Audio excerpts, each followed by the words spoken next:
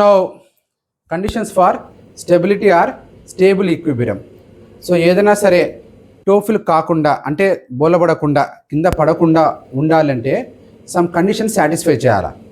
So first condition వచ్చి it should have large area. So ఏదైనా ఒక మీరు ఆబ్జెక్ట్ తీసుకుంటే దానికి ఏరియా ఎక్కువగా ఉండాలన్నమాట. Second point is it should have low height. So ఏదైనా సరే ఒక ఆబ్జెక్ట్కి హైట్ తక్కువగా ఉంటే స్టెబిలిటీ ఎక్కువగా ఉంటుందన్నమాట. Third one is more mass at base. So మీరు తీసుకున్న ఆబ్జెక్టు కింద బేస్ కాడ ఎక్కువ మాస్ అక్యుములేట్ ఉండాలన్నమాట, ఎక్కువ మాస్ కాన్సన్ట్రేటెడ్ ఉండాలి.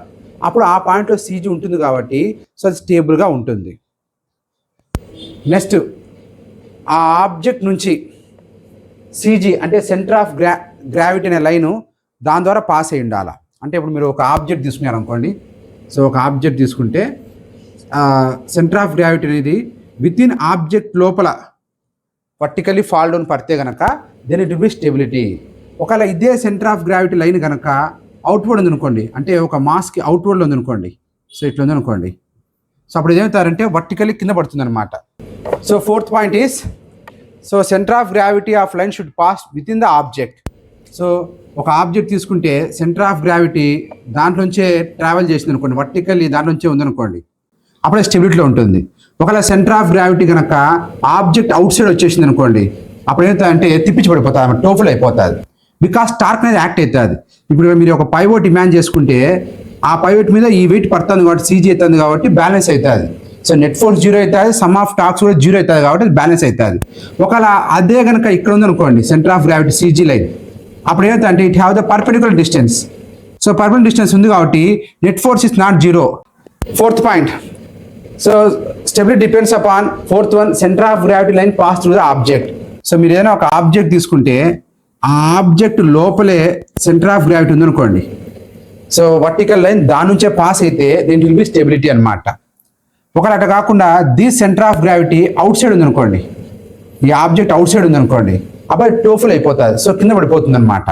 సో దానికి కారణం వచ్చేందంటే కనుక సో ఇప్పుడు ఇక్కడ ఒక పైవోట్ ఇమాజిన్ చేసుకుంటే సో విత్ ఇన్ ఆబ్జెక్ట్ లోపల ఉంది కాబట్టి నెట్ ఫోర్స్ జీరో అవుతుంది, నెట్ టార్క్ జీరో అవుతుంది, దాని స్టెబిలిటీలో ఉంటుంది.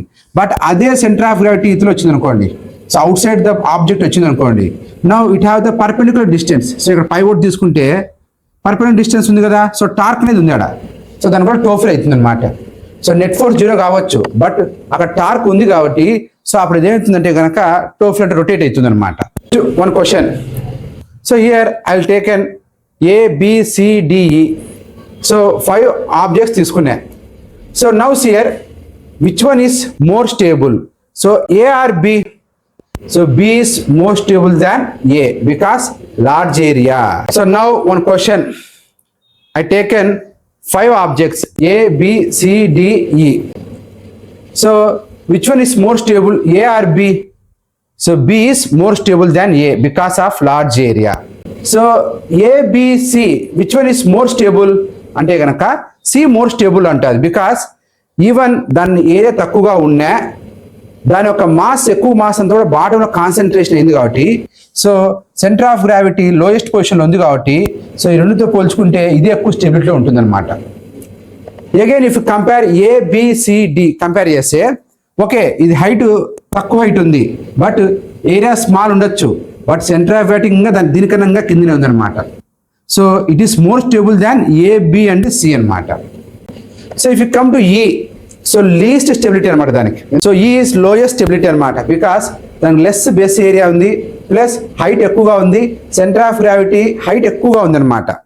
సో అందుకే it will have the less stability అనమాట. So compare with the A, B and C, Dతో కంపేర్ చేస్తే లోయెస్ట్ అండ్ లీస్ట్ స్టెబిలిటీ దేనికి ఉంటుందంటే ఈకే ఉంటుంది అనమాట.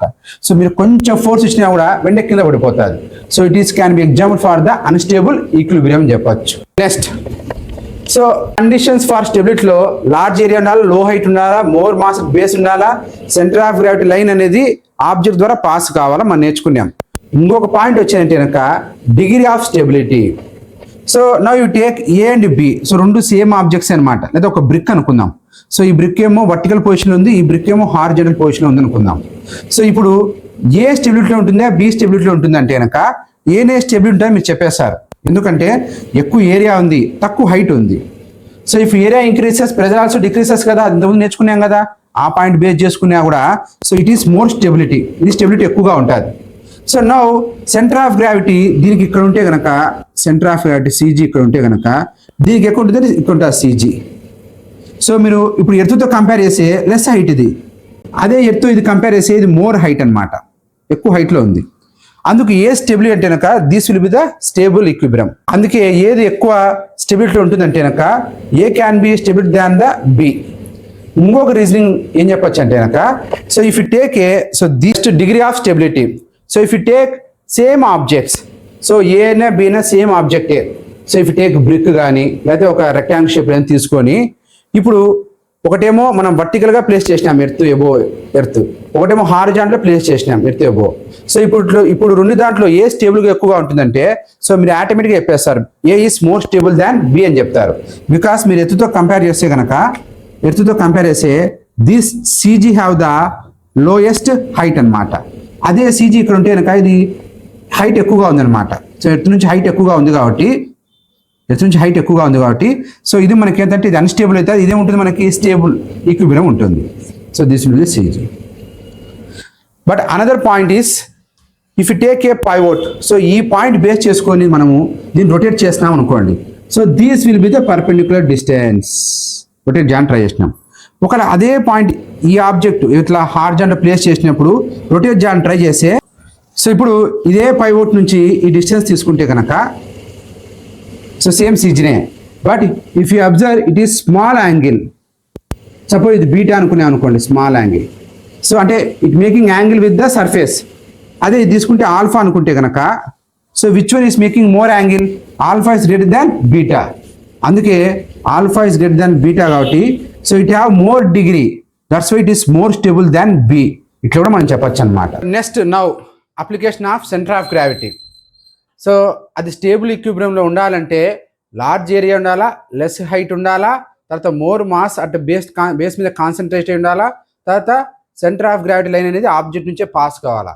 సో ఈ 4 పాయింట్స్ బేస్ చేసుకొని ఇప్పుడు దాన్ని ఎట్లా అప్లికేషన్ చేస్తామో చూడండి. Table lamp, burner, flask, bottle మీరు తీసుకుంటే they have the heavy and large base, so they can ఈజీగా స్టెబిలిటీలో ఉంటుందన్నమాట. సెకండ్ వన్, షిప్ మనము ఏదైనా లగేజ్ కానీ ఏదైనా లోడ్ చేయాలంటే వాళ్ళు బాటమ్ కింద లోడ్ చేస్తారు, మన షిప్ కింద లోడ్ చేస్తారు. సో పైన లోడ్ చేయరు, కన్నా టర్నింగ్ కావాలన్నా కూడా ఈజీగా లైబుల్ అంటే ఈజీగా తిరగలుగుతుంది అనమాట. అదే లోడింగ్ కనుక పైన వేసారనుకోండి, లగేజ్ కనుక పైన వేస్తే కనుక అప్పుడు సెంటర్ ఆఫ్ గ్రావిటీ పైకి షిఫ్ట్ అయిపోతుంది సీజీ. సో అప్పుడు అది ఈజీగా టర్న్ ఓవర్ కాడ తిప్పించబడడానికి అవకాశం ఉంటుందన్నమాట. అందుకే హెవీ లోడ్స్ లగేజ్ అంతా కూడా షిప్ కింద లోడ్ చేస్తారన్నమాట. థర్డ్ పాయింట్, మీరు బస్సు కానీ ట్రక్స్ కానీ లేదా హెవీ వెహికల్స్ తీసుకుంటే ఐరన్ ఫ్రేమ్ వర్క్ అంతా కూడా కిందనే ఉంటుందన్నమాట. అంటే వీల్ కానీ యాక్సిల్ కానీ షాక్ అబ్జర్వర్స్ కానీ బాగా హెవీగా పెడతారు. సో దానివల్ల ఏమిటంటే సెంటర్ ఆఫ్ గ్రావిటీ లోయెస్ట్ పొజిషన్లో ఉంటుందన్నమాట. అప్పుడు ఎక్కడైనా టర్నింగ్ అయినా కూడా అంత ఈజీగా టోఫుల్ కాకుండా, తిరిగి పడకుండా, ఓటర్న్ కాకుండా అవి ప్రొటెక్ట్ చేస్తాయన్నమాట. నెక్స్ట్, ఎప్పుడైనా స్మాల్ బోట్, మీరు ఎప్పుడైనా స్మాల్ బోట్లో ట్రావెల్ చేసినప్పుడు సో మీరు కనుక నిలబడితే కనుక ఆ బోట్ మీద so it causes the unstable equilibrium cos చేస్తుంది. అందుకే ఆ బోట్ తోలే పర్సన్ ఏం చేస్తారంటే అన్న కూర్చోండి అని కూర్చోబెడతారన్నమాట, నిలబడినా కూడా. అందుకు నిలబడితే మీ సీజీస్ అన్నీ కూడా హైయెస్ట్ పాయింట్లో ఉంటుంది, ఇక్కడ ఉంటుంది. అదే మీరు ఆ బోట్లో కనుక కూర్చున్నారనుకోండి, అందరూ సిట్ చేసినారనుకోండి, అప్పుడు మీ సీజీ లోయెస్ట్ పొజిషన్లో ఉంటుంది, ఇక్కడ ఉంటుందన్నమాట. సో హైట్ తగ్గింది కదా సీజీ, అప్పుడు స్టెబిలిటీ ఉంటుందన్నమాట. Next fifth point, if person is standing on 1 feet, so 1 feet మీద వాడు నేలపైన స్టాండ్ అయినాడు అనుకోండి, అప్పుడు మన సెంటర్ ఆఫ్ గ్రావిటీ ఏమవుతారంటే అవే ఫ్రేమ్ బాడీ అవుతుంది 1 feet కాబట్టి. అదే పర్సన్ ఇంకా 2 feet మీద బ్యాలెన్స్ అంటే centre of gravity so with in body నుంచి ట్రావెల్ చేస్తుంది కాబట్టి సో వాడు బ్యాలెన్స్ చేయడానికి అవకాశం ఉంటుందన్నమాట. సో అదే సింగిల్ ఫీట్ అయితే కనుక అన్స్టేబుల్ అవుతాడనమాట. సో ఇప్పుడు 2 feet చేయడం వల్ల సో ఏరియా ఇంక్రీజ్ అయింది, centre of gravity line 1 feet నుంచే పోతుంది కాబట్టి so he will be in stable ఈక్విలిబ్రియంలో ఉంటాడన్నమాట. ఫిఫ్త్ వన్, సో కూలీ ఎప్పుడన్నా వెయిట్ కనుక క్యారీ చేస్తాడు అనుకోండి, కూలీ కనుక ఒక లగేజ్ కనుక క్యారీ చేస్తున్నాడు అనుకోండి, లీన్ ఫార్వర్డ్ అంటే ముందుకు ఇటు బెండ్ అవుతాడన్నమాట. ఎందుకు బెండ్ అవుతాడో చూస్తాం. సపోజ్ ఈ లగేజ్ తీసుకుంటే కనుక దీస్ లగేజ్కి సెంటర్ ఆఫ్ గ్రావిటీ ఇది అనుకుందాం, లైన్ పాస్ అవుతుంది అనుకుందాం. సో ఎప్పుడైతే ఇట్లా ఒక కూలి ఇట్లా మోసినాడు అనుకుందాం. సో ఇట్లా ఇట్లా పెట్టినాడంటే కనుక సెంటర్ ఆఫ్ గ్రావిటీ అవుట్వర్డ్ అయిపోతుంది, అంటే నా బాడీ అవతల పడుతుంది. అందుకు అది ఏమంటే టార్క్ క్రియేట్ చేస్తుంది. సో నేను ఇట్లా పడిపోయే అవకాశం ఉంటుంది. సో ఇట్లా మోసాను అనుకోండి, నేను ఇట్లా మోయాలని ట్రై చేశాను అనుకోండి. సో నా సెంటర్ ఆఫ్ గ్రావిటీ అనేది నా బాడీకి అవేలో ఉంది కాబట్టి సో అది ఈజీగా ఇట్లా టోఫిల్ అవుతుంది అనమాట, అంటే ఓటన్ అవుతుంది. సో నేను తిరిగి పడిపోయానికి అవకాశం ఉంటుంది అనమాట, టార్క్ అనేది యాక్ట్ అవుతుంది. అదే మన లగేజ్ కనుక ఇట్లా నేను బెండ్ చేశాను అనుకోండి, ఇట్లా మోసాను అనుకోండి, now the centre of gravity is passing through the my body అనమాట. సో నా ఫీట్ నుంచి నా బాడీ ట్రావెల్ చేస్తుంది కాబట్టి సో అది స్టెబిలిటీలో ఉంటుంది అనమాట.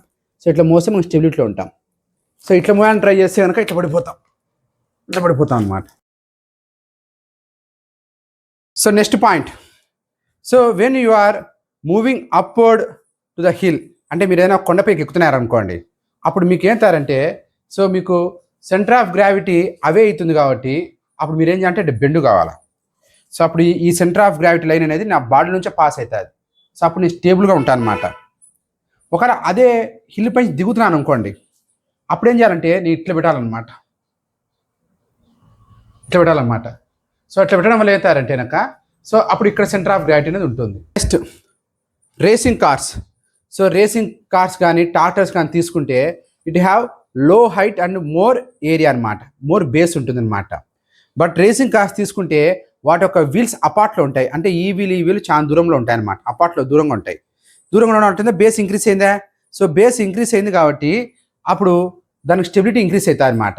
అందుకే మీరు మామూలు కార్ను ఎక్కడైనా టర్నింగ్ కార్ తిప్పితే ఫాస్ట్లో తిప్పితే కనుక అది ఓవర్టర్న్ అయిపోయి సో కింద పడిపోయానికి అవకాశం ఉంటుంది. బట్ రేసింగ్ కార్ ఎంత స్పీడ్లో పోయినా కూడా ఈజీగా టర్న్ చేయగలుగుతుంది, ఎందుకంటే it have more CG. So racing car turning కాడ ఈజీగా తిరగలుగుతుంది అనమాట స్టెబుల్ ఎక్కువ ప్రకారం, ఎందుకంటే దానికి సీజీ లోయెస్ట్ హైట్లో ఉంటుంది కాబట్టి ఈజీగా టర్న్ ఓవర్ అవుతుంది అనమాట టర్నింగ్స్ కాడ. Next point, so if you take a double decker bus, so మీరు ఏదైనా ఒక డబుల్ డెక్కర్ బస్ తీసుకున్నారనుకోండి, డబుల్ డెక్కర్ బస్ తీసుకుంటే సో ఫస్ట్ ఏం చేస్తారంటే ప్యాసింజర్స్ అంతా కూడా కింద ఫిలప్ అయిన తర్వాత మాత్రమే కండక్టర్ అనేవాడు పైకి పంపిస్తాడనమాట మిగతా ప్యాసింజర్స్ని. ఒకవేళ ఇట్లా కాకుండా ఈ డైరెక్ట్ ప్యాసింజర్స్ కనుక పైకి పంపించాడు అనుకోండి, అప్పుడు ఏమవుతారంటే నా ఇక్కడ మాస్ ఎక్కువ కాన్సన్ట్రేట్ అయింది కాబట్టి సో సీజీ హైట్ ఎక్కువగా ఉంది ఈ హైట్తో పోల్చుకుంటే. సో అప్పుడు ఈజీగా ఏంటంటే టోఫుల్ అయ్యే అవకాశం ఉంటుంది. అందుకే ఫస్ట్ అంతా ఫిలప్ అయిన తర్వాత మాత్రమే అప్పుడు కండక్టర్ పైన సీట్ ఆక్యుపెన్సీ ఒప్పుకుంటాడనమాట double decker bus. Some more applications of centre of gravity అనమాట. సో ఇది చెప్పే ముందు మీరు ఒక ఎక్స్పెరిమెంట్ చేయాలన్నమాట. ఏంటంటే కనుక మీరు కుర్చీలో కూర్చొని మీ యొక్క చెస్ట్ని సో ఇటు ముందు జరపకుండా మీ లెగ్స్ వెనక్కి పంపించకుండా అట్లే లిఫ్ట్ కావాలన్నమాట. అంటే కుర్చీలో ఇట్లా కూర్చొని ఇట్లే లేయగలగాలి. మీరు ట్రై చేయండి, మీ వల్ల కాదు. అగైన్ మీరు ఒక వాల్ కాడ ఇట్లా నిలబడి ఇట్లా బ్యాక్ సైడ్ ఒక వాల్ ఉంటుంది.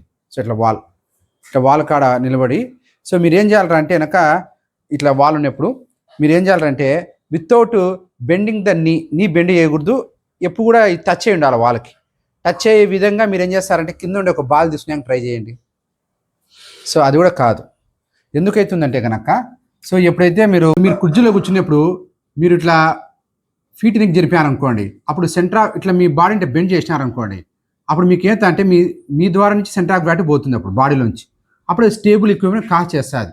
అందుకే మీరు ఏం చేస్తారంటే ఈజీగా స్టాండప్ కాగలుగుతారనమాట. ఇట్లా స్ట్రైట్ కాలేరు మీరు. అదే ఇట్లా వాల్ కాడికి ఒక పర్సన్ వస్తే కనుక ఇప్పుడు సెంటర్ ఆఫ్ గ్రావిటీ ఏముందంటే కనుక అవుట్ సైడ్ ఉందన్నమాట. సో మీరు ఇట్లా బెండ్ అయినారనుకోండి, అది అవుట్ సైడ్ పడుతుంది సెంటర్ ఆఫ్ గ్రావిటీ. సో మీరు ఖచ్చితంగా తిరిగి అవతల పడతారనమాట. సో మీరు ఖచ్చితంగా మీ టోన్ కూడా టచ్ చేయలేరు. సో మీ టో టచ్ చేయొచ్చు, లేదా బాల్ ఎత్తడానికి ట్రై చేయండి, లిఫ్ట్ యాక్షన్ ట్రై చేయండి ఓకేనా. బట్ మీరు ఈజీగా టర్న్ ఓవర్ అయిపోతారనమాట. Next circus rope long heavy stick. So మీరు ఎప్పుడైనా సర్కస్లో కానీ రోడ్లో కానీ చూసినారంటే కనుక కొంచెంమంది స్టంట్స్ చేస్తుంటారనమాట. దానిలో ప్రధానంగా చూసుకుంటే కనుక కొంచెంమంది ఏం చేస్తారంటే సో ఒక రోప్ పైన వాక్ చేస్తూ ఉంటారనమాట. ఒక రోప్ పైన ఎట్లా అంటే కనుక ఒక లాంగ్ హెవీ స్టిక్ పోల్ తీసుకొని ఇక్కడ కొంచెం వాళ్ళు దారాలు చుట్టుంటారు, లేదంటే కొంచెం వెయిట్ లాగా వింటారనమాట ఈ సైడ్. సో ఇప్పుడు ఏమవుతారంటే వాళ్ళ వెయిట్ సెంటర్ ఆఫ్ గ్రావిటీ అంతా కూడా ఆ లైన్లో ఉన్నట్టుగా, అంటే ఆ రోప్ మీద ఉండేట్టుగా వాళ్ళు బ్యాలెన్స్ చేసుకోగలిగితే వాళ్ళు ఆ రోప్ మీద ఈజీగా వాక్ చేయగలుగుతారు. ఎప్పుడైతే వాళ్ళు లాంగ్ హెవీ స్టిక్ తీసుకుంటారో అప్పుడు సెంటర్ ఆఫ్ గ్రావిటీ కనుక ఇటు లైట్గా షిఫ్ట్ అయింది అనుకోండి, అప్పుడు వాళ్ళు ఏం చేస్తారంటే ఇటు జరుపుకుంటారన్నమాట స్టిక్ అనేది. ఒకవేళ సెంటర్ ఆఫ్ గ్రావిటీ ఇటులో షిఫ్ట్ అయితే ఇటు జరుపుకుంటారు స్టిక్ అనమాట. సో అప్పుడు ఆ హెవీ స్టిక్ కింద ఆల్రెడీ హెవీ మాసెస్ లాగా తింటారనమాట. సో వాళ్ళు వాక్ చేయగలుగుతారు. ఎట్లా వాక్ చేయగలుగుతారంటే వాళ్ళ సెంటర్ ఆఫ్ గ్రావిటీ ఖచ్చితంగా ఆ రోప్ మీద పడే విధంగా తయారు చేస్తారనమాట. అప్పుడు ఆ రోప్ మీద ఈజీగా వాక్ చేయగలుగుతారు. నెక్స్ట్ వన్ సెల్ఫ్ ఎరెక్టింగ్ టాయ్ అనమాట. సో కొన్ని టాయ్స్ ఉంటాయన్నమాట. సో మనం కనుక దాన్ని హిట్ చేసినాం అనుకోండి, మనం కనుక దాన్ని హిట్ చేస్తే అంటే స్లైట్గా జరిపితే కనుక, సో లోలో ఉండే సెంటర్ ఆఫ్ గ్రావిటీ ఎప్పుడైతే హిట్ చేస్తారో అది హైకి పోతుంది అనమాట. సో మీకు ఆల్రెడీ నేను స్టేబుల్ ఈక్విలిబ్రియంలో చెప్పినా కదా, ఏం చెప్పినా అంటే కనుక మీరు సెంటర్ ఆఫ్ గ్రావిటీ కనుక లోయెస్ట్ పొజిషన్లో ఉన్నప్పుడు స్లైట్గా డిస్టర్బ్ చేస్తే అది ఒకవేళ దాని పొజిషన్ చేంజ్ అయిపోయి హైయెస్ట్గా పోతే మళ్ళీ ఎక్కడ రావడం ట్రై చేస్తుంది, అది టెన్స్ టు లోయెస్ట్ ఇట్ రావడం ట్రై చేస్తుంది. అందుకు ఈ సెంటర్ ఆఫ్ గ్రావిటీ ఇట్లా పోయిన తర్వాత మళ్ళీ ఎట్లా రావడం ట్రై చేస్తుందంటే మళ్ళీ వెనక్కి రావడం ట్రై చేస్తుంది. సో హైట్ పెరగడం వల్ల, సో ఇటు హైట్ ఇంక్రీజ్ కావడం వల్ల పెరగడం వల్ల అది మళ్ళీ లోయెస్ట్కి రావాలని ట్రై చేస్తుంది. సో అందుకే మళ్ళీ వెనక్కి వచ్చేస్తుంది అనమాట. నేను చిన్నప్పుడు ఈ టాయ్స్లో కింద ఏమైనా మ్యాగ్నెట్ ఉంటుందేమో లేకపోతే వేరే సబ్స్టెన్స్ ఉంటుందేమో అనుకుంటున్నా. అట్లేం ఉండదు. అంత మొత్తం మాస్ అంతా కింద ఎక్కువ కాన్సన్ట్రేషన్లో వింటారనమాట, ఎక్కువ మాస్ వింటారు, పైన కొంచెం లైట్ వెయిట్గా ఉంటుంది. జస్ట్ అదే టెక్నిక్ అనమాట. Next 2 equal masses. సో రెండు ఈక్వల్ మాసెస్ ఉన్నాయి అనుకోండి, అప్పుడు సెంటర్ ఆఫ్ గ్రావిటీ ఎక్కడ ఉంటుంది అంటే ఖచ్చితంగా మిడ్ పాయింట్లో ఉంటుంది అనమాట. సో మీరు ఆ 2 బాల్స్ కనుక మూవ్ చేస్తే కనుక ఆ సెంటర్ ఆఫ్ గ్రావిటీ బేస్ చేసుకొని తిరుగుతుంటాయి అనమాట రెండు కూడా. సో అందుకే మీరు బాహుబలి లాస్ట్లో క్లైమాక్స్లో చూస్తే కనుక అక్కడ ఉండే పర్సన్స్ అంటే అక్కడ ఉండే సిటిజన్స్ని వాళ్ళు విలన్స్ బ్లాక్ చేసిన తర్వాత ఈ బాహుబలి యొక్క సైనికులు ఏం చేస్తారంటే 2 మాసెస్ తిప్పి ఇసిరేస్తారన్నమాట. సో అది వాళ్ళ కాళ్ళ కింద పడతానే వాళ్ళు బెండ్ అయిపోయి సిట్ అవుతారన్నమాట. అప్పుడు ఆ పాయింట్ వ్యక్తులు టార్గెట్ చేసి చంపేస్తారన్నమాట. మీరు సినిమాలో చూసింటారు. అందుకే అమెరికన్ బోగ్లాస్ కానీ లేకపోతే కొంచెంమంది షెపర్డ్స్ కానీ ఏం చేస్తారంటే ఏదో ఒక మేకల తప్పిపోయింది అనుకోండి, వాళ్ళకి ఆల్రెడీ 2 స్టోన్స్లా ఉంటాయి అనమాట, తిప్పి తిప్పి ఇసిరేస్తారన్నమాట. ఆ 2 బై లెగ్స్ కూడా తిరిగి దాన్ని బ్లాక్ చేసి కింద వేస్తారనమాట. అంటే ఆ షీప్ పక్కకి ఎస్కేప్ కాకుండా బ్లాక్ చేస్తారు. అంటే మీరు అపోక్లాప్స్తో ఒక మూవీ చూసినా కూడా అక్కడ కూడా సేమ్ అంతే. సో వాళ్ళకి తిప్పి ఇసిరేసే మనిషి మొత్తం ఆ 2 అటు తిరిగి రౌండ్ చుట్టుకుంటాయి అనమాట. సో బ్లాక్ అయిపోతాడు. సో నెక్స్ట్ పాయింట్, మీరు సన్ను తీసుకుంటే sun is have the more mass larger mass than the earth అనమాట. ఎర్త్తో పోల్చుకుంటే దాదాపు సన్ను ఎర్త్ కన్నా 3,30,000 టైమ్స్ ఎక్కువగా మాస్ ఉంటుందన్నమాట. అందుకు ఇప్పుడు 2 సిస్టమ్స్ తీసుకుంటే కనుక అంటే సన్ యొక్క మాస్ తర్వాత ఎర్త్ యొక్క మాస్ తీసుకున్నప్పుడు ఈ 2 సిస్టమ్ యొక్క మాస్ యొక్క సెంటర్ ఆఫ్ గ్రావిటీ ఎక్కడ ఉంటుందంటే నియర్ టు ద సన్ దగ్గరికి ఉంటుంది. ఎందుకంటే సన్ చుట్టూ భూమి తిరుగుతుంది కదా, 2 ఈక్వల్ మాస్ ఉంటే మధ్యలో ఉంటుంది. But heavy mass, sun heavy mass కాబట్టి ఎర్త్ కన్నా, అందుకు సెంటర్ ఆఫ్ గ్రావిటీ ఎక్కడ ఉంటుందంటే ఖచ్చితంగా సన్ దగ్గరగా ఉంటుంది అనమాట. సో ఈ పాయింట్ బేస్ చేసుకొని ఇక్కడ ఎర్త్ మోగుతుంది, సన్ మోగుతుంది. సో ఇప్పుడు ఈ పాయింట్ బట్టి మనం ఒకవేళ ఎర్త్ మాస్ తెలిస్తే కనుక you can find the sun mass. అట్లానే ఒకవేళ సన్ మాస్ తెలిస్తే కనుక ఎర్త్ మాస్ కనుక్కోవచ్చు అనమాట. Next come to the one person is carrying the bucket of water with right hand. So right hand మీద వాడు ఏం చేస్తా అంటే ఒక బకెట్ ఆఫ్ వాటర్ని వాడు క్యారీ చేస్తాడు అనుకుందాం. ఒక బకెట్ ఆఫ్ వాటర్ని క్యారీ చేశాడు అనుకుందాం. సో అందుకే మీరు ఎప్పుడన్నా ఒక బకెట్ ఆఫ్ వాటర్ కనుక లిఫ్ట్ చేశారనుకోండి, లిఫ్ట్ చేసినప్పుడు మీరు ఏం చేస్తారంటే ఆటోమేటిక్గా మీరు రైట్ సైడ్తో లిఫ్ట్ చేస్తే మీరు లెఫ్ట్ సైడ్ కొంచెం బెండ్ అవుతారనమాట. ఒక లెఫ్ట్ సైడ్తో పట్టుకుంటే రైట్ సైడ్ బెండ్ అవుతారనమాట. మీరు ఎప్పుడైతే ఈ మాస్లో పట్టుకుంటారో అప్పుడు ఏమవుతారంటే ఇట్లే ఉన్నారనుకోండి, centre of gravity me body నుంచి అవే అవుతుంది. సో అది అన్బ్యాలెన్స్ క్రియేట్ చేస్తుంది. అందుకు మీరు బ్యాలెన్స్ చేయాలి కాబట్టి మీ సెంటర్ ఆఫ్ గ్రావిటీ షిఫ్ట్ చేసుకోవాలి కాబట్టి ఇతరులకి, అందుకు మీరు ఏంటంటే ఇట్లా స్లైట్గా ఇట్లా బెండ్ అవుతారు. అదే ఒకవేళ మీరు లెఫ్ట్ హ్యాండ్ తీసుకున్నారనుకోండి, మీకు ఇట్లా అవే అవుతుంది కాబట్టి ఇక్కడి నుంచి ఇట్లా అవే అవుతుంది కాబట్టి అందుకు ఇట్లా షిఫ్ట్ చేసుకుని ఇట్లా బెండ్ అవుతారు అన్నమాట, స్లైట్లీ బెండ్ అవుతారు. ఎందుకంటే centre of gravity should pass through your body, పోతేనే మీరు బ్యాలెన్స్ అవుతారు. Next baby crawls. సో మీరు ఎప్పుడైనా చిన్న బేబీ చూశాడు అనుకోండి, చిన్న బేబీ ఫ్రీక్వెంట్గా పడిపోతుంటాడు. సో వాడు పడిపోయినప్పుడు ఏం చేస్తారంటే కింద మనకి క్రాలింగ్ ప్రాకుతా పోతుంటాడు అన్నమాట. సో క్రాలింగ్ ప్రాకుతా పోతుంటాడు, చిన్నప్పుడు కాల్తో ప్రాకుతా పోతుంటాడు అన్నమాట, బేబీ క్రాల్స్ అవుతుంటాడు. నెక్స్ట్ ఒక సామెత ఉంది, ఏముందంటే కనుక odd gate of an old sea dog. Old sea dog అంటే కనుక ఎవరైతే నేవీలో పనిచేసి ఆఫీసర్ కానీ ఎవరైనా సరే నేవీలో షిప్పులో ఎక్కువ కాలం గడిపిన వ్యక్తికి వారి నడక ఎట్లుంటుందంటే ఆడ్ గేట్ అంటే నడక కొంచెం తడబడుతుంటుంది అనమాట, నడక సరిగ్గా ఉండదు ఎప్పుడు భూమి మీద నడిచినప్పుడు. ఎందుకంటే కనుక వాడు షిప్పు మీద నడిచి కొంచెం ఇబ్బంది పడతాడు ఇక్కడ ల్యాండ్ మీద నడచాలంటే. అందుకే షిప్ మీద వాళ్ళు అడుగులు ఎట్లా వేస్తారంటే కనుక కొంచెం బ్రాడ్గా వేస్తారు, అంటే ఒకడుగు ఇట్లా వేస్తే ఒకడుగు దూరంగా వేస్తారన్నమాట. ఎందుకంటే షిప్పు ఎప్పుడు కలలో ఊగుతూనే ఉంటుందన్నమాట. షిప్ ఎప్పుడు అలలకి అప్ అండ్ డౌన్స్ అవుతుంటుంది కాబట్టి అట్లా వాళ్ళ ఫీట్ వేస్తుంటే ఒక ఫీట్ ఇట్లా ఒక ఫీట్ ఇక్కడ కొంచెం దూరంగా వేస్తారన్నమాట. సో వాళ్ళకి అట్లా కొన్ని ఇయర్స్ వరకు అట్లా షిప్లో ఉండి అట్లా అలవాటు పడిన తర్వాత వాళ్ళ కనుక నేలపైన నడిచినప్పుడు కొంచెం ఆడ్ గెయిట్ ఉంటుందన్నమాట. అంటే కొంచెం నడక వేరియేషన్ కనిపిస్తుంది మీకు అది. అందుకే నాకు తెలిసిన మా దగ్గర బంధువు ఒక ఆయన కూడా షిప్లో చానాలు పనిచేసినాడు అనమాట. ఆయన రాత్రిలకి ఒక ఉయ్యాల కట్టుకొని ఊగుతూనే ఉంటాడనమాట. ఎందుకు ఊగుతాను నాకు అర్థమేది కాదనమాట. ఎందుకంటే ఆయన షిప్లో ఉండి ఆ షిప్ ఎప్పుడు మూమెంట్ ఊగి ఆయన బాడీ అడాప్ట్ ఉంటుంది కాబట్టి అందుకే వాళ్ళు ఏం చేస్తారంటే అట్లా ఊగే మనస్తత్వం తీసుకుంటారన్నమాట. అందుకే ఏం చేస్తారంటే వాళ్ళకి ఒక ఊగే ఉయ్యాలలాగానే ఒక అరేంజ్ చేసుకుని వాళ్ళకి ఒకటి ఉంటే కొంచెం బాడీ అడ్జస్ట్ అవుతుందేమో అనిపిస్తుంది. Next boomerang. సో మనకు తెలుసు కదా బూమరాంగ్. సో బూమరాంగ్ ఇది షేప్ ఆఫ్ వి షేప్లో ఉంటుంది దాదాపు ఉండి. దీనికి సెంటర్ ఆఫ్ గ్రావిటీ ఎక్కడ ఉంటుందంటే అవుట్వర్డ్ ఉంటుందన్నమాట. అంటే మెటీరియల్ లోపల ఉండదు సెంటర్ ఆఫ్ గ్రావిటీ. సో మీరు బూమరాంగ్ కనుక ఇసిరేసారనుకోండి అది ఏమిటంటే కరువు పొజిషన్లో తిరిగి మళ్ళీ మీ పొజిషన్కే వస్తుంది. సో దీనికి నేను నా ఎక్స్ప్లెనేషన్ వచ్చేందంటే కనుక సో మీరు ఎప్పుడైతే ఇట్లా కరువుగా వేస్తారో it tends to take the highest CG. So ఎప్పుడైతే హైయెస్ట్ పాయింట్ సీజీ పోతుందో అది మళ్ళీ రావాలని ట్రై చేస్తుంది, లోయెస్ట్ రావాలని ట్రై చేస్తుంది. But it is not accurate explanation కాదు, తప్పే అనమాట అది. ఓకే, కాకపోతే నా చిన్న అండర్స్టాండింగ్ రాసుకున్నాను. కానీ అక్కడ ఏం చెప్తారంటే ఏరోడైనమిక్ లిఫ్ట్ తర్వాత గైరోస్ ప్రెసిషను అవన్నీ యాక్ట్ అయిపోయి అది మళ్ళీ ఇన్నికి తిరిగి వస్తుంది అనమాట. Next leaning tower of Pisa. So మీకు already leaning tower of Pisa తీసుకుంటే కనుక సో అది ఆల్రెడీ లీన్ ఉంటుంది అనమాట. సో భూకంపాల వల్ల వాటి వల్ల చాలా లీన్ అయిపోయింది అనమాట. బట్ అది పూర్తిగా పడిపోలే. ఎందుకు పడిపోలేదు అంటే కనుక దాని centre of gravity with in base లోపలే ఉంది. సో చూసే పడిపోయినట్టు అనిపించినా కూడా అది విత్ ఇన్ బేస్లో ఉంది కాబట్టి అది పూర్తిగా కొలాప్స్ కాలేదనమాట. సో ఎన్నో భూకంపాలు తట్టుకొని నిలబడింది అనమాట అది. కానీ అట్లే మీరు అందుకే ఎప్పుడైనా మీరు ఓల్డ్ హౌసెస్ కానీ లేదా ఓల్డ్ టెంపుల్స్ చూస్తే కొంచెం ఉరిగినట్టు అనిపిస్తుంది కానీ పూర్తిగా పడిపోయి, ఎందుకంటే వాటి యొక్క సెంటర్ ఆఫ్ గ్రావిటీ త్రూ ఆ బాడీ నుంచే ట్రావెల్ చేస్తుంటుంది కాబట్టి ఆ బాడీ నుంచే పాస్ అవుతుంటుంది కాబట్టి సో అది వెంటనే కింద పడిపోదు అనమాట. Last come to the first point. So when you take the starting blocks for the runners. So మీరు ఎవరైనా స్ప్రింటర్స్ కానీ అట్లెట్స్ కానీ తీసుకుంటే వాళ్ళకి బ్లాక్స్ ఉంటాయన్నమాట. సో వాళ్ళు ఇట్లోకని బెండ్ చేసేసుకొని సో రెండిట్లో ఉన్న తర్వాత సో వాళ్ళు ఏం చేస్తారంటే ఇట్లా బెండ్ అయిపోయిన తర్వాత వాళ్ళు ఇట్లా ఒక హ్యాండ్ ప్లేస్ చేసి పెట్టుకుంటారనమాట. సో రెడీ టు చెప్తానే వెంటనే స్టార్ట్ అయిన కోసం పెట్టుకుంటారు. సో వాళ్ళ సెంటర్ ఆఫ్ గ్రావిటీ ఏమవుతారంటే కనుక సో టూవర్డ్స్ రిప్స్ నుంచి వాళ్ళకి అలేని విధంగా పెడతారనమాట. సో అది స్టెబిలిటీ కోసం కాదు, కొంచెం ఇన్స్టెబిలిటీ కోసమే.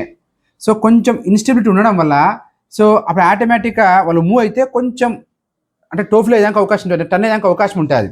అందుకు వాళ్ళ టన్ను కాకుండా కింద పడకుండా వాళ్ళు ఏం చేస్తారంటే large series of force act చేస్తారన్నమాట ఆ బ్లాక్స్ మీద. ఎప్పుడైతే ఆ బ్లాక్స్ మీద వాళ్ళ లెగ్స్ ద్వారా సిరీస్ ఆఫ్ ఫోర్స్ ఇస్తారో అప్పుడు ఈ సెంటర్ ఆఫ్ గ్రావిటీ ఏం కావాలంటే ఇది అప్పుడు పోవాలా. కానీ అప్పుడు పోకుండా అదేంటంటే హార్జాంటల్గా వచ్చే విధంగా వాళ్ళు యాంగిల్ అంతా అరేంజ్ చేసుకొని మూవ్ అవుతారన్నమాట. ఎప్పుడైతే సెంటర్ ఆఫ్ గ్రావిటీ ఆ సిరీస్ ఫోర్స్కి హార్జాంటల్ మూవ్ అవుతుందో these can create more acceleration, అంటే వాళ్ళు వెంటనే వేగాన్ని అందుకోగలుగుతారన్నమాట. సో దానివల్ల టైం సేవ్ అవుతుంది. అప్పుడు ఆటోమేటిక్గా ఏం చేస్తారంటే ఫస్ట్ వచ్చాక అవకాశం ఉంటుంది. సో రన్నింగ్లో అంతే కదా, ఫ్రాక్షన్ ఆఫ్ సెకండ్స్లో కూడా మనకి రన్నింగ్ రేస్లో ఫస్ట్ సెకండ్ థర్డ్ బ్యాంక్ అవకాశం ఉంటుంది. అందుకు వాళ్ళు ఏం చేస్తారంటే కనుక సెంటర్ ఆఫ్ గ్రావిటీ కొంచెం ఇన్స్టేబుల్లో పెట్టి రన్ అయ్యేదానికి ట్రై చేస్తారనమాట.